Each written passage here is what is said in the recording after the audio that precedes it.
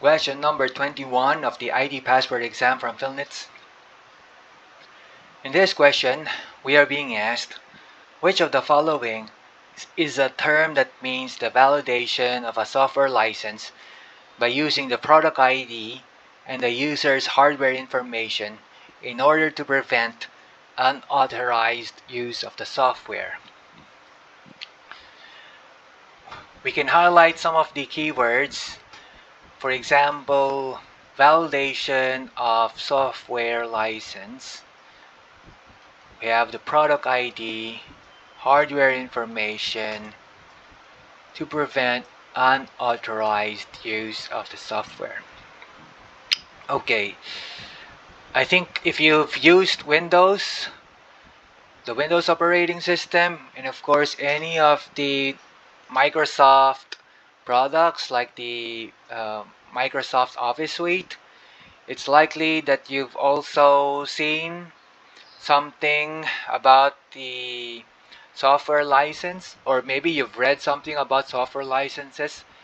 And usually I think for certain companies here in the Philippines where they can get hold of copies like pirated, cracked versions of Windows operating system, Microsoft Office, you'll encounter this message saying that your Windows is not activated, or when you open up any of the Microsoft Office software, it'll tell you that the product hasn't been activated yet. So in that sense, the term that the keywords that we have here pertain to activation, the letter A. This problem about software piracy, I think as more and more people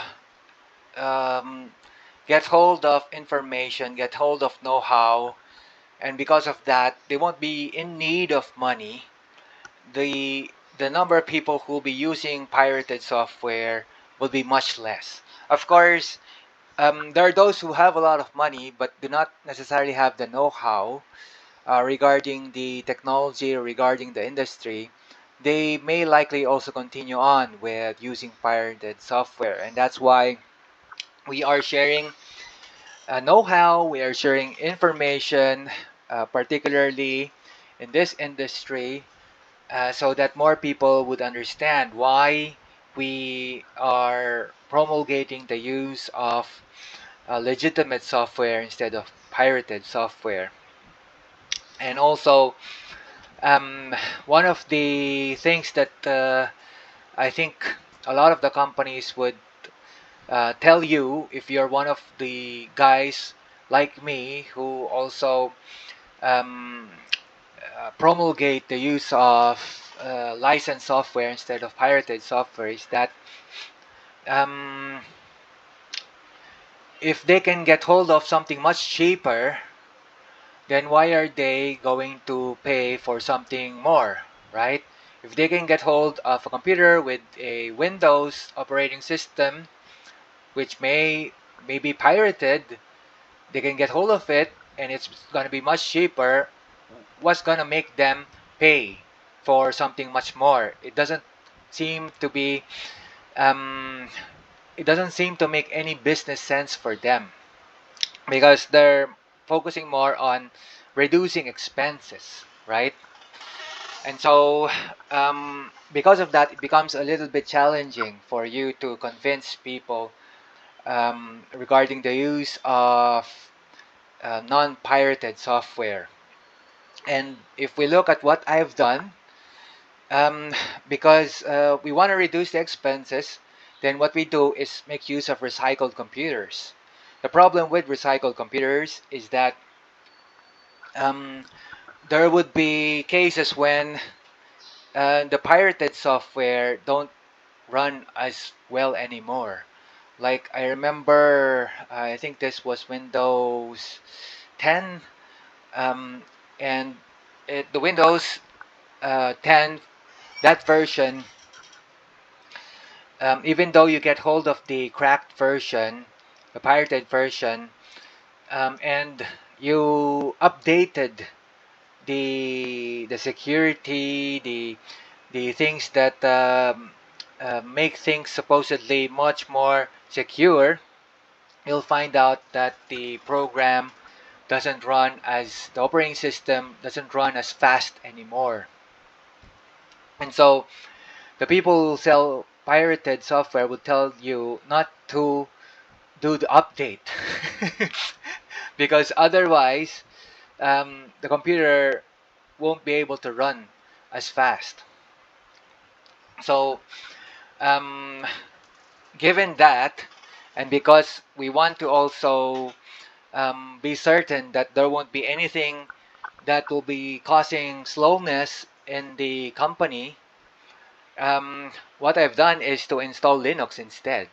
We use the machine, recycled machine, but instead of a pirated Windows, we use Lubuntu, which is Linux Ubuntu, a lightweight version of Lubuntu. And so far, we can see that the unit members can use the software. I think as people use the technology, whether it's pirated, whether it's licensed, whether it's open source, and they seem to be able to still continue on with whatever task they need to do. Um, they don't really mind too much if it's Linux. I think the important thing here too is that similar to what we've done at another clinic where we had to add um, a macro, a Visual Basic application into a Microsoft Excel software so that we could receive the reports, the cash register reports.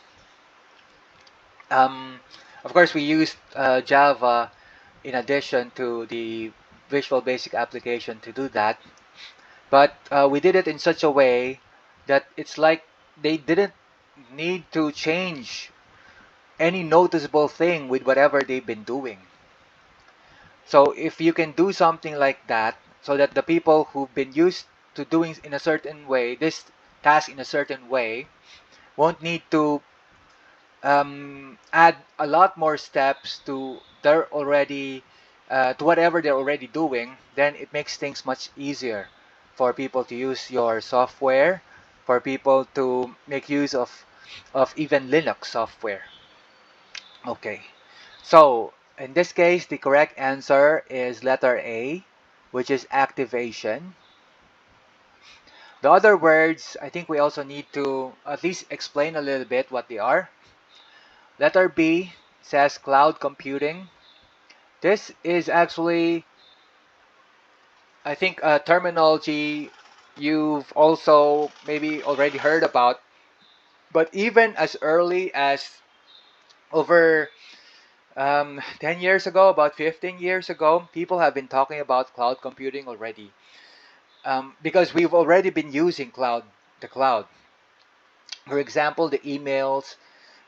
If you've been one of those guys who got an account on Yahoo, got an account on Google, got an account on Hotmail, and all these services, then you have been using the cloud to do whatever task you need to do. And people, I think, had to create the the terminology to at least make people more aware that what they're doing is already this task. And of course, it's not only about email, it's also about any other web service that uses the internet that can be put into this classification. And that way, we can make things a lot faster for people to understand what exactly we are referring to when we talk about um, something like the cloud and computing with the cloud as a service, which I think makes it um, identify all the other things besides email, in and putting them into a group of services that we can refer to much faster. Okay, but in this case, this is not the correct answer. The next letter is letter C. It's about streaming. I think these days too, it's been quite a buzzword. Streaming online videos, streaming online gameplay videos, for example, using any of the platforms out there where I think the idea is that if you have multiple devices, they want to be able to um, share the video that you have in one device to another device much faster. And I think it's also used with any of the online meetings, only any of the online conferences that you may have also participated in. And they want to know if, despite having multiple types of computers, multiple types of devices, and software, would we still be able to do any of these teleworking, online conferences? So if you're using Linux and the other guy's using Windows, would they still be able to meet online using a platform, a software tool? If he's using his mobile telephone and the other guy's using his desktop, will they still be able to do the online meeting or not? Because we know that for certain companies and also certain countries, a lot more people use their mobile phones to access um, maybe their emails, also do video calls instead of on the desktop. In my case, what I've recently found out is that I use the mobile telephone for mainly text messaging, sometimes calls, but very rarely. And then the main applications that I use there would really be the dictionaries, and also I think there was a time when I was using the mobile telephone to do recordings also, but the file format, which was MP4, was a bit difficult to edit. You need to do a lot more steps as compared to if you were already using something like MP3. So the MP4 format, I think, was using some proprietary um, related software that makes it a little bit difficult to edit right now. Okay, so that's something about streaming, and then fragmentation is related also to storage. So um, if you make use of your computer and open up files, open up software often, and maybe even delete files, you'll find that uh, your storage hasn't been quite the organized set that it was before, and so your computer might recommend doing a defragmentation of your computer so that you can make things much faster to load up. Because if, for example, you have a set of books that are disorganized, because maybe you just picked up one book and then returned the book in whichever place you wanted, it'll eventually be a little bit difficult to find the book again, right? as compared to when everything was organized and maybe you sorted it in a sequence from A to Z, and that made it a lot much faster. And so in the same way, um, there is a way to make things much faster for the computer to do stuff for you, and that is to do a defragmentation of your storage disk. Okay, so again, letter C incorrect, letter D incorrect, but we just needed to also explain a little bit what these terminologies are, just in case you've maybe heard of them, read about them, but we're not really too clear what they are yet. Okay, so let's see what my notes are, and maybe we can find out more information about this question and the answer.